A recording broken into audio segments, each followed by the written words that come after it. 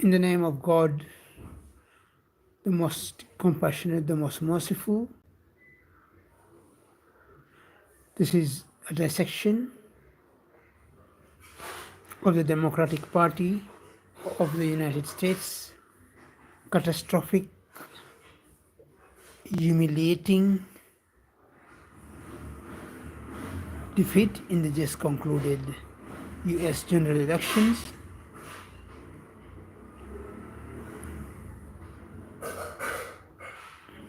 which I would say hasn't happened such a defeat for any party in the US elections in the recent past, where they have lost the presidency, they have not taken control of the Senate, they have not taken control of the House of Representatives, the Congress, and neither have they got the majority of governors. I believe it's a time to reflect and not to blame.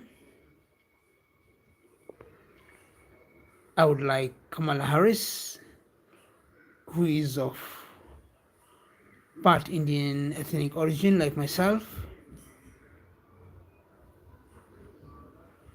to take it to heart that it was not her rejection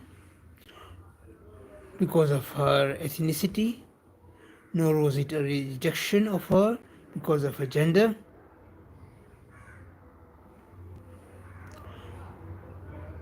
Neither was it a rejection of the Democratic Party, which has given the United States the first US president of color, who was Barack Hussein Obama.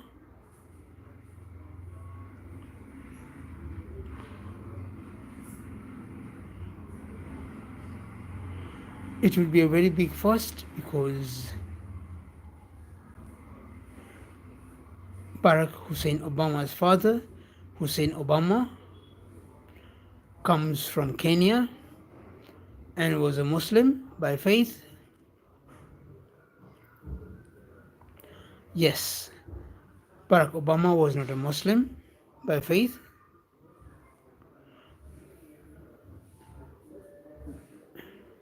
but he has those roots from his father, and he was not also a native black American, usually from West Africa, who were brought in as slaves and then freed, but a fairly recent immigrant student who returned back to his home country.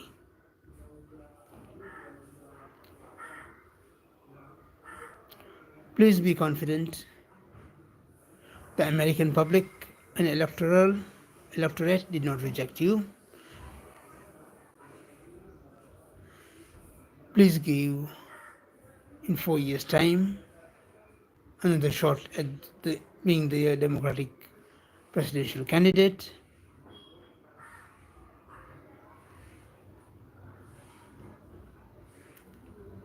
So let us come to today's story. The Democratic Party lost the presidential vote. Just 4 years ago, Democratic Party had the moral high ground over Trump supporters as they had stormed the Capitol Hill and they were branded as violent conspiracy theories, etc., what not. In 4 years, the American public convincingly voted for Donald Trump to become the President of the United States once again. He is a great man, an authentic person. We might not like his frankness, but what he speaks has a scent of truth in it. So he's not a hypocrite, and therefore I admire him and I support him. Joe Biden, on the other hand, For appearances, he looks like the perfect gentleman, but,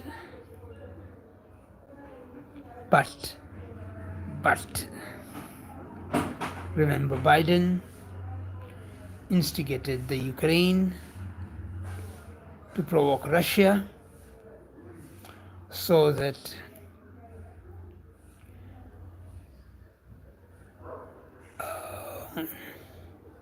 US arm manufacturers would sell arms to Ukraine.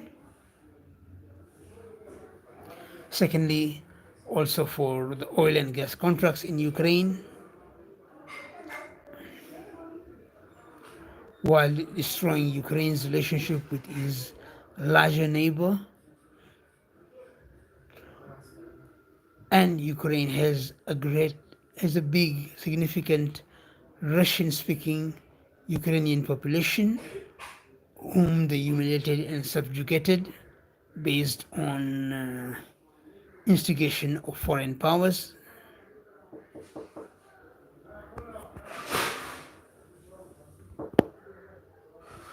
So Biden was not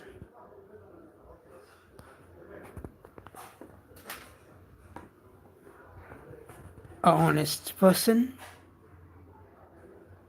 an authentic person. We understand from various videos and whatnot that he had support, he had his relatives. There was a hint of nepotism and whatnot in all those US contracts and whatnot in Ukraine, etc. That aside, also, the second, and what was the effect of the war between Russia and Ukraine? Higher food and fuel prices. As the value chain for food and fuel was disrupted, polarizing our highly polarized world once again, and increasing the price of food and fuel, which made heavy strain on many poor African countries, Asian countries, and even in Europe, in UK, and in the US also. Because even the substitute products, the prices went high.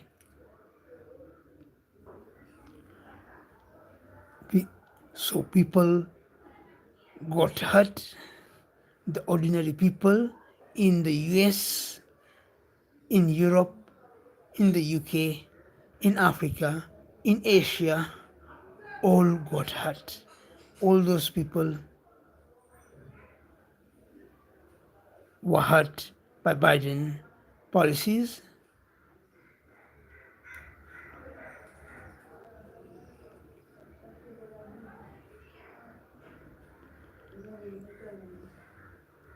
So it was basically, it boomeranged on the Democratic Party's fortunes in these elections. Secondly, the United States is a world leader with whatever that is happening between Israel, the state of Israel, and the fighting Palestinian Arabs should not have escalated to this level, leading to loss of human life on both sides. It's unfortunate, and trying to put the carrot of a two-state solution, which is practical impossibility, let us be honest. We cannot have two states anymore. In 1948 that might have been possible. In 2003 it is not possible.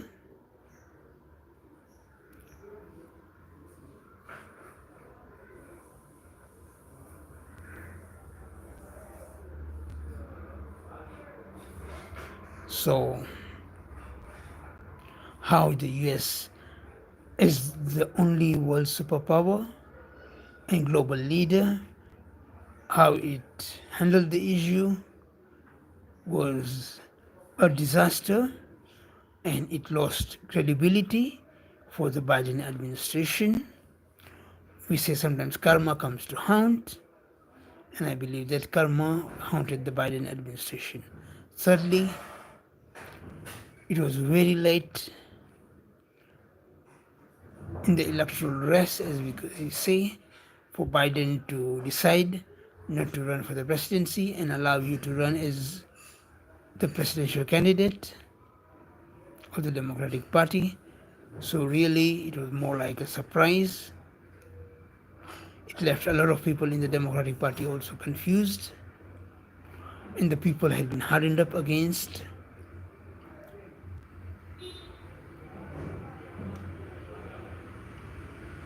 the Democratic Party. So that's why they lost. They were not able to get the majority of the Senate, neither the House of Congress, neither the majority of the governorships. And the presidential race also, the vote was significantly in favor of Donald Trump.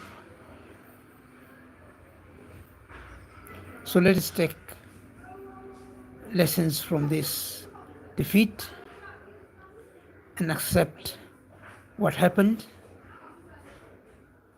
and try to do something different in 4 years' time. Amen. Thank you for listening.